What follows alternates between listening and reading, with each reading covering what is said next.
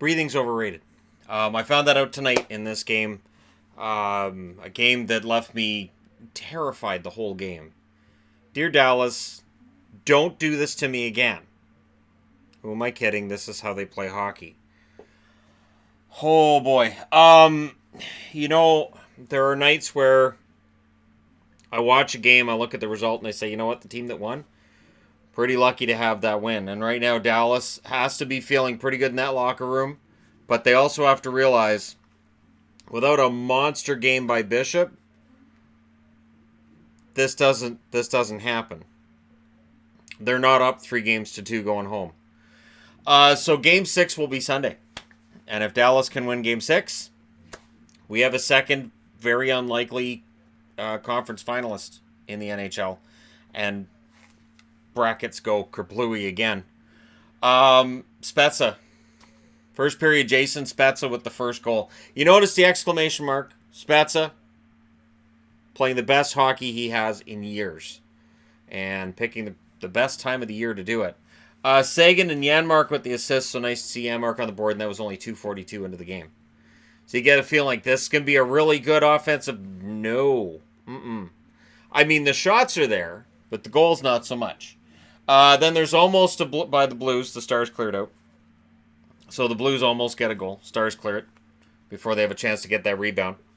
Braden Shen then has a hooking penalty 190 feet from his own net, which you don't want to do that. You don't want to be getting penalties in the offensive zone. It's pointless. Rope Hintz then comes back and saves the Dallas Stars on that power play from Pietrangelo, perhaps getting a shorthanded goal. So that's why I have almost shorthanded goal written on the board, because Pietrangelo was close. And thankfully Hintz came back in time. And the way that Pierre Maguire announced it, I think he's got somewhat of a crush on Hintz. I don't know. He just seems really enamored with him. Anyways, Dallas gets away with obvious trip on Bozak. There you go. It's on the board. There were some penalties that got missed both ways in this game, but that trip on Bozak to me was obvious. Now, whether it's a trip, it's interference, it's hooking, it's whatever. Dallas should have got a penalty there, and they didn't. I'm not sure what happened, but that should have been a penalty. And both teams were pushing the limits. So both teams were well aware tonight the referees didn't want to call penalties, and they pushed and they pushed and they pushed. Usually the team going over that limit was Dallas, which was not enjoyable, put it that way. And I got on the board here, Kendall plus Pierre equals no. It's a bad mix. Kendall's still getting her feet wet as an announcer. AJ is really good at it. AJ's really got it down. Kendall, she's working at it. But Pierre, if I had a dime for every time he would say something and then say, Kendall? Like, what do you think? Like, it's like, okay, just, Pierre, just stop. They don't, there's zero chemistry. There's just none. It's just, it doesn't work. It is, I'm trying to think of a movie example of a movie where a couple are together and you just go, and it's this whole thing. I'm thinking that one with Julia Roberts and Nick Nolte way back. That's kind of what this reminds me of. It just doesn't work. The chemistry with them, they just always seem to be off, and it's distracting during the game. So if you were distracted during the game, you're going, man, what does Shannon think? That's what I think. And then Polak with another penalty, 35 and a half seconds left in the first. I put, of course, if there's anything this guy can do other than get penalties and kind of shove Blues around, I'd love to know what it is. And I say that as somebody who loves Dallas's defense, but man, he takes penalties at the worst time. The good news for him is the penalty kill for Dallas, pretty damn good tonight. This is a penalty kill that shut down Nashville in the first round, and nobody really talked about it because Nashville's power play was awful all year. So nobody really paid any attention. Like, of course, Nashville can't score on the power play because they're Nashville. But in this round, we're seeing against St. Louis, they're pretty darn good, and it's a good thing because they kept taking penalties. Second period, the first thing I noticed was the Blues defense was playing poorly to start that period. Poor execution by the Stars. And that was something because the shots were 13-11 in the first period for St. Louis. So the fact that Dallas had control of the play early, I thought was encouraging, but they weren't getting goals. Then Essa Lindell with a goal from Radulov and Klingberg. Nice goal by Lindell. That'll drive St. Louis Blues fans nuts. No, he didn't dive after scoring the goal looking for a penalty. He scored the goal, and I thought Lindell played really well tonight. I did. Since that game where he embarrassed himself and was diving around and just looked awful, he's actually been pretty solid. So clearly, I think Jim Montgomery sat him down. They probably sat him down with some footage from that game and said, see this? Yeah, you can't be doing that. You got to be our defensive defenseman. And that's back to where he is now. And then, the one thing that stood out to me in this game was a bad penalty by Como. And I thought the Stars were playing far too wide open. You can't keep relying on Bishop like this.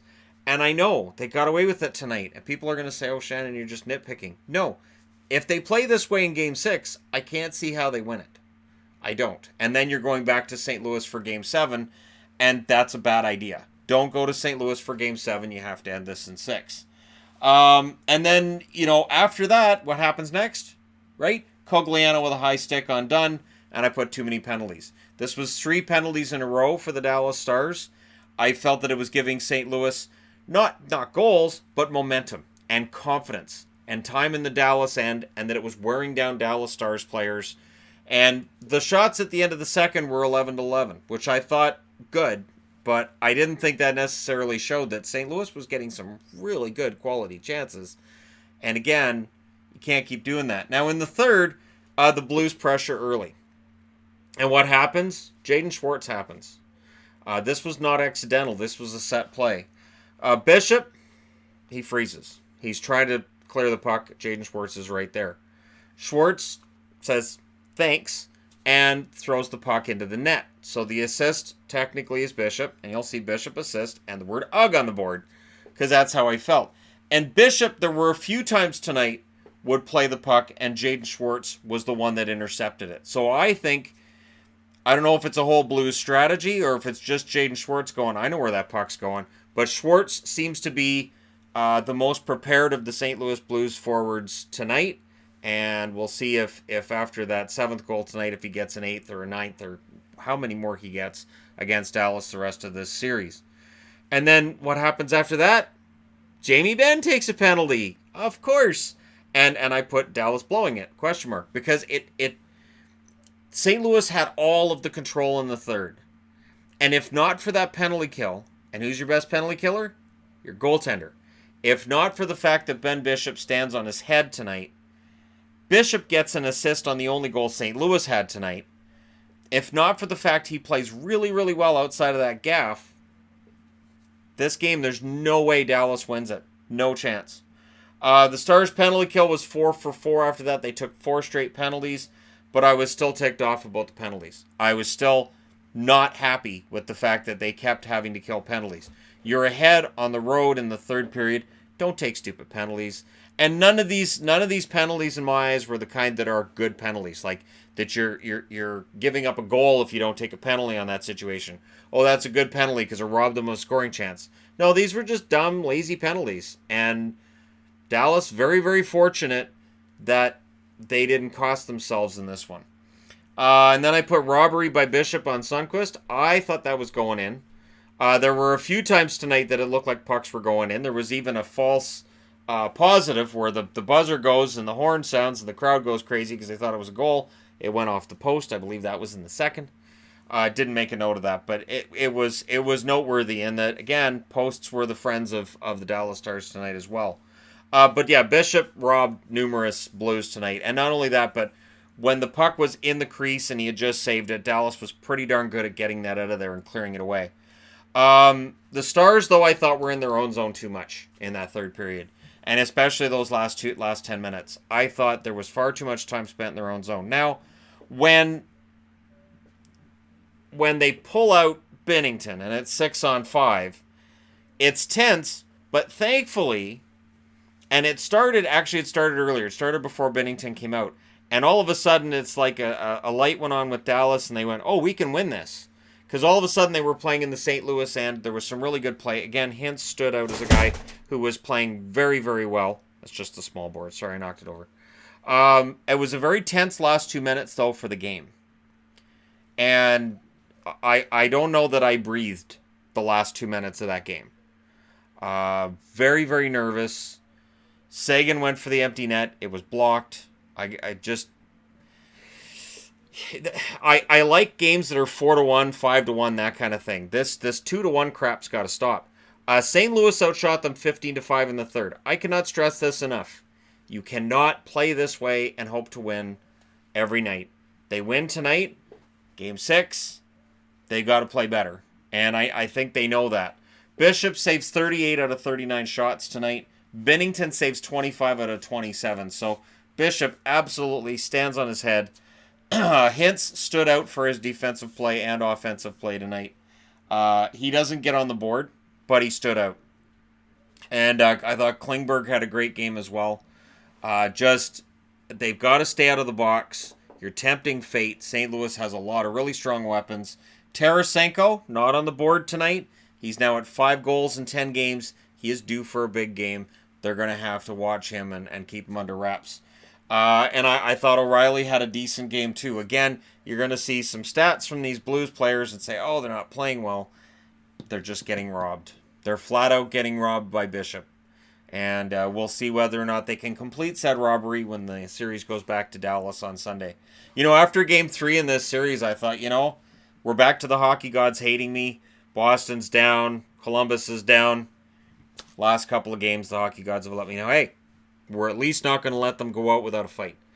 But all kidding aside, this was a solid road game by Bishop.